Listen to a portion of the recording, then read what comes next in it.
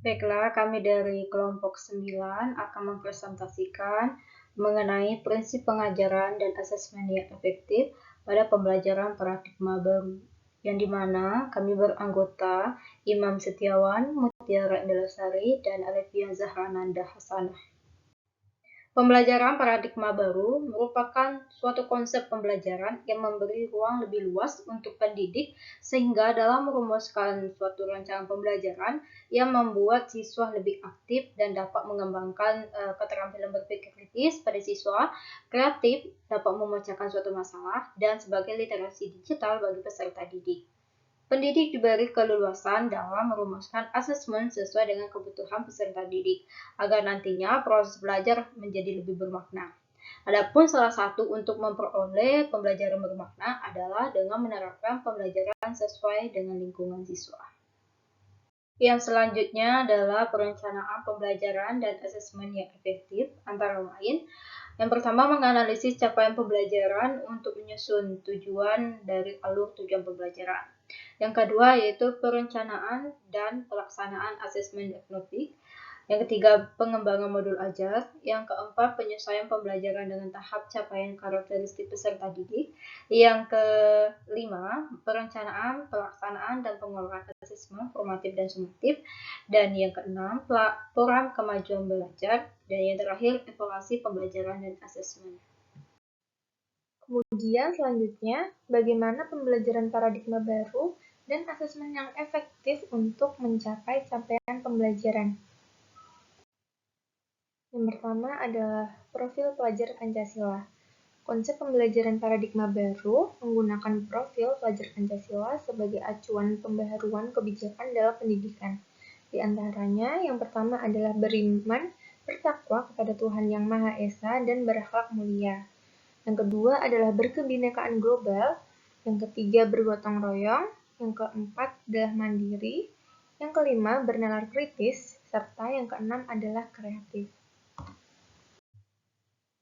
Selanjutnya, agar mencapai capaian pembelajaran yang telah ditentukan, dapat menerapkan prinsip pembelajaran yang sesuai, antara lain, yang pertama, dalam menyusun rancangan belajar didasarkan pada perkembangan dan tingkat capaian melalui hasil belajar peserta didik, sehingga nantinya dapat memenuhi kebutuhan pembelajaran.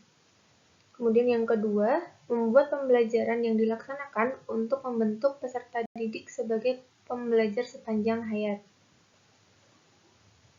Kemudian yang ketiga, pembelajaran dirancang untuk mendukung kompetensi dan karakter peserta didik secara holistik, yaitu mengembangkan potensi peserta didik baik intelektual, emosional, fisik, sosial, estetika, dan spiritual. Kemudian yang keempat, merancang pembelajaran yang relevan dan kontekstual. Kemudian yang terakhir, merancang pembelajaran yang berorientasi pada masa depan dan berkelanjutan. Selain menerapkan prinsip pembelajaran, pendidik dapat mengembangkan modul ajar sebagai jalan keluar bagaimana pembelajaran paradigma baru dan asesmen yang efektif untuk mencapai capaian pembelajaran yang telah ditentukan. Capaian pembelajaran nantinya perlu dipetakan ke dalam tujuan pembelajaran dan alur tujuan pembelajaran, sehingga output peta kompetensi nantinya akan bisa digunakan sebagai acuan untuk mengembangkan perangkat ajar yang relevan. Selanjutnya adalah tantangan rencana pembelajaran. Tantangan yang pertama yaitu waktu yang terbatas. Seorang guru tugasnya bukan hanya menyiapkan rancangan pembelajaran atau menyiapkan dalam hal pembelajaran. Namun guru juga dibebani oleh administrasi dan kegiatan yang ada di sekolahan, sehingga waktu guru untuk menyiapkan kegiatan pembelajaran juga terbatas. Tantangan yang kedua yaitu kondisi peserta didik yang beragam.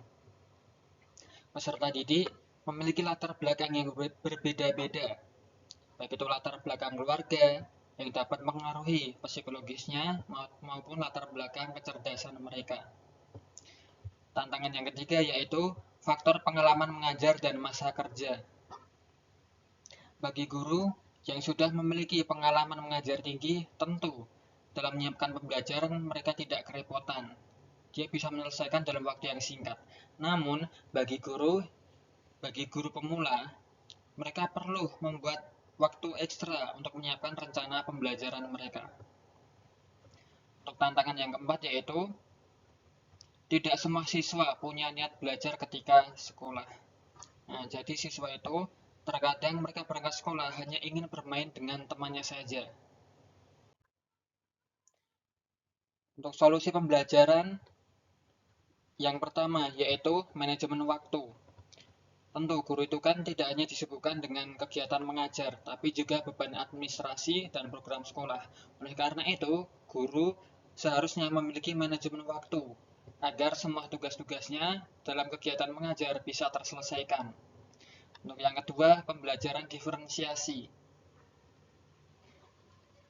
Untuk menampung perbedaan siswa, latar belakang siswa, maka guru harus menguasai ilmu tentang diferensiasi dalam hal mengajar siswa. Kemudian yang ketiga, memahami referensi perencanaan pembelajaran. Nah, untuk guru pemula sebaiknya menambah referensi dalam membuat rencana pembelajaran agar nanti saat mengajar bisa dengan cepat dan mudah dalam membuat rencana pembelajaran. Kemudian yang terakhir adalah inovasi pembelajaran. Nah, mungkin siswa-siswa itu malas dalam hal belajar. Oleh karena itu, guru perlu membuat inovasi-inovasi pembelajaran agar siswanya menjadi tertarik untuk belajar.